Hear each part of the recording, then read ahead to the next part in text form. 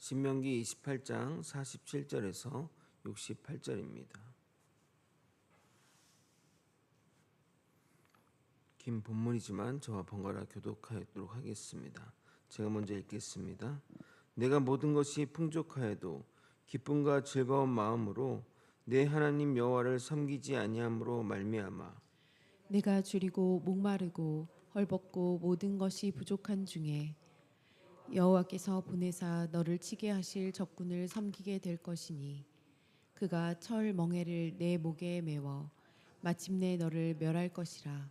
곧 여호와께서 멀리 땅 끝에서 한 민족을 독수리가 날아오는 것 같이 너를 치러 오게 하시리니 이는 내가 그 언어를 알지 못하는 민족이요 그 용모가 흉악한 민족이라 노인을 보살피지 아니하며 유아를 불쌍히 여기지 아니하며 내 가축의 새끼와 내 토지의 소산을 먹어 마침내 너를 멸망시키며 또 곡식이나 포도주나 기름이나 소의 새끼나 양의 새끼를 너를 위하여 남기지 아니하고 마침내 너를 멸절시키리라. 그들이 전국에서 내 모든 성읍을 에워싸고 내가 의뢰하는 높고 견고한 성벽을 다 헐며 내 하나님 여호와께서 내게 주시는 땅의 모든 성읍에서 너를 에워싸리니 내가 적군에게 에워싸이고 맹렬한 공격을 받아 곤란을 당함으로 내 하나님 여호와께서 내게 주신 자녀 곧 내 몸의 소생의 살을 먹을 것이라. 너희 중에 온유하고 연약한 남자까지도 그의 형제와 그의 품의 아내와 그의 남은 자녀를 미운 눈으로 바라보며 자기가 먹는 그 자녀의 살을 그중 누구에게든지 주지 아니하리니 이는 내 적군이 내 모든 성읍을 에워싸고 맹렬히 너를 쳐서 곤란하게 함으로 아무것도 그에게 남음이 없는 까닭일 것이며 또 너희 중에 온유하고 연약한 분이여 곧 온유하고 연약하여 자기 발바닥으로 땅을 밟아보지도 아니하던 자라도 자기 품의 남편과 자기 자녀를 미운 눈으로 바라보며 자기 다리사에서 나온 태와 자기가 낳은 어린 자식을 남몰래 먹으리니 이는 내 적군이 내 생명을 에워싸고 맹렬히 쳐서 곤란하게 함으로 아무것도 얻지 못함이니라. 내가 만일 이 책에 기록한 이 율법의 모든 말씀을 지켜 행하지 아니하고 내 하나님 여호와라 하는 영화롭고 두려운 이름을 경외하지 아니하면 여호와께서 내 재앙과 내 자손의 재앙을 극렬하게 하시리니 그 재앙이 크고 오래고 그 질병이 중하고 오래일 것이라. 여호와께서 내가 두려워하던 애굽의 모든 질병을 내게로 가져다가 내 몸에 들러붙게 하실 것이며 또 이 율법책에 기록하지 아니한 모든 질병과 모든 재앙을 내가 멸망하기까지 여호와께서 내게 내리실 것이니 너희가 하늘의 별같이 많을지라도 내 하나님 여호와의 말씀을 청종하지 아니하므로 남는 자가 얼마 되지 못할 것이라. 여호와께서 너희에게 선을 행하시고 너를 번성하게 하시기를 기뻐하시던 같이 이제는 여호와께서 너희를 망하게 하시며 멸하시기를 기뻐하시리니 너희가 들어가 차지할 땅에서 뽑힐 것이요 여호와께서 너를 땅 이 끝에서 저 끝까지 만민 중에 흩으시리니 내가 그곳에서 너와 내 조상들이 알지 못하던 목석 우상을 섬길 것이라. 그 여러 민족 중에서 내가 평안함을 얻지 못하며 내 발바닥이 쉴 곳도 얻지 못하고 여호와께서 거기에서 내 마음을 떨게 하고 눈을 새하게 하고 정신을 산란하게 하시리니 내 생명이 위험에 처하고 주야로 두려워하며 내 생명을 확신할 수 없을 것이라. 내 마음의 두려움과 눈이 보이는 것으로 말미암아 아침에는 이르기를 아하 저녁이 되었으면 좋겠다 할 것이요 저녁에는 이르기를 아하 아침이 되었으면 좋겠다 하리라. 여호와께서 너를 배에 배 싣고 싣고 전에 전에 내게 내게 말씀하여 말씀하여 이르시기를 이르시기를 내가 내가 다시는 그 길을 보지 아니하리라 하시던 그 길로 너를 애굽으로 끌어가실 것이라. 거기서 너희가 너희 몸을 적군에게 남녀 종으로 팔려하나 너희를 살 자가 없으리라. 아멘. 하나님은 불순종하는 자들에게 전방위적으로 저주하실 것을 선포하시며 물리적인 부분과 더불어 정신적인 부분까지 치시겠다고 하십니다. 하나님이 하신 저주의 예언은 경고에 그치지 않고 불순종하는 자들에게 실제 일어났습니다. 미리 이스라엘 백성이 이런 죄악을 저지를지를 알고 있으신 것처럼 정확하게 저주대로 일어났습니다.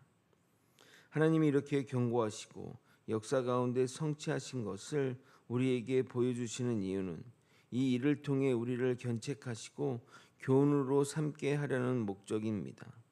인간은 완악하여 아무리 경고하고 말한다 할지라도 실제 일어나지 않으면 믿지를 않기에 이렇게 하시는 것입니다. 우리가 성경의 메시지를 가볍게 여기고 나와는 상관없는 이야기로 받아들인다면 정말 불행한 일들이 우리 삶 가운데 벌어질 수 있다는 것을 명심해야 할 것입니다. 오늘도 계속되는 저주의 말씀입니다. 반복되는 부분은 과감히 생략하고 간략하게 다루며 그 가운데 깨달음을 주는 내용만 건져서 설명드리고 마무리하도록 하겠습니다. 우리 모두 하나님의 말씀을 마음 깊이 새기고 순종의 길로 나아가는 우리가 되길 예수 그리스도 이름으로 소원합니다. 우리가 등 따시고 배부르면 그로 인해 하나님께 감사하며 하나님께 더욱 나아가야 하는데 참 아이러니하게도 반대의 경우가 벌어집니다. 물질적 풍요로 인해 하나님을 더 멀리하고 하나님께 감사하지 않으니 우리에게는 저주가 가장 잘 맞는 옷처럼 여겨질 정도입니다.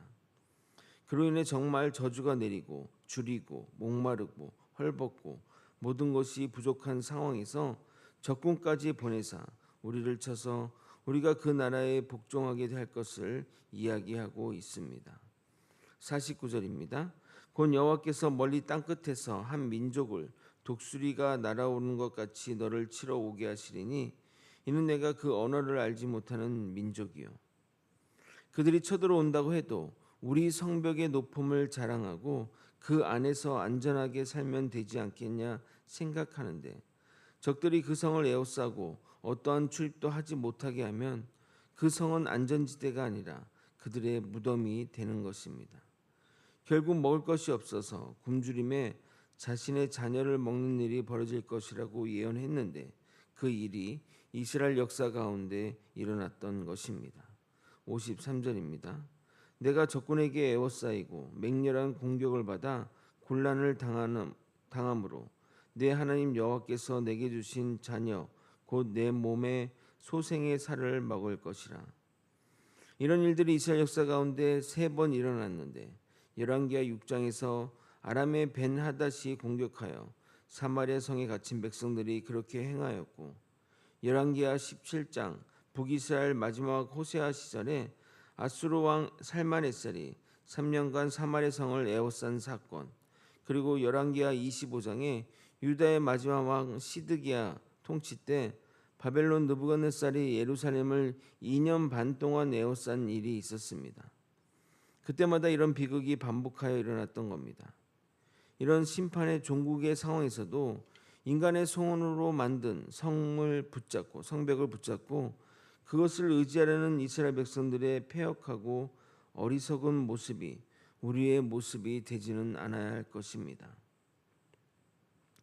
지금 시대 우리에게는 성벽과 같은 것이 너무나 많습니다. 재산, 지위, 인맥 등 그런 것이 우리에게 성벽의 역할을 한다고 하겠습니다. 이스라엘 백성들의 모습을 보면서 어리석다고 여기신다면 우리 또한 이런 어리석은 행위를 따라 그렇게 의지하며 살아야 되지는 않을 것입니다. 54절부터 57절까지는 내용이 너무 잔인해서 읽지는 않겠지만 하나님이 내리시는 저주 앞에 사람들이 이기적이고 잔인하게 변할 것을 이야기하고 있습니다. 하나님의 복을 상실하고 저주 아래 떨어진 인간이 아무리 그가 그 전에 고귀한 집안의 출신이고 또 얼마나 많은 교육을 잘 받았다 할지라도 이러한 심판 앞에서 얼마나 나빠질 수 있고 얼마나 폐악해질 수 있는지를 보여준다 하겠습니다.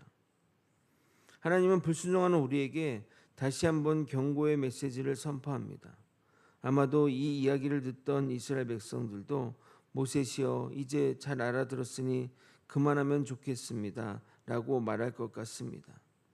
그런데 이렇게까지 하나님이 강조했는데 이 말을 어기어 저주의 심판에 들어간다는 것이 더 신기할 따름입니다. 저는 성경 말씀 모두가 진리지만 그 중에 또 가장 진리라 생각하는 것이 바로 이 성경 구절입니다. 로마서 3장 10절 의인은 없나니 하나도 없으며입니다. 모세는 정리하며 다시 한번 저주가 어떻게 일어날 것을 언급합니다. 첫 번째로 저주로 인한 재앙과 질병이 크고 오래될 것을 이야기합니다.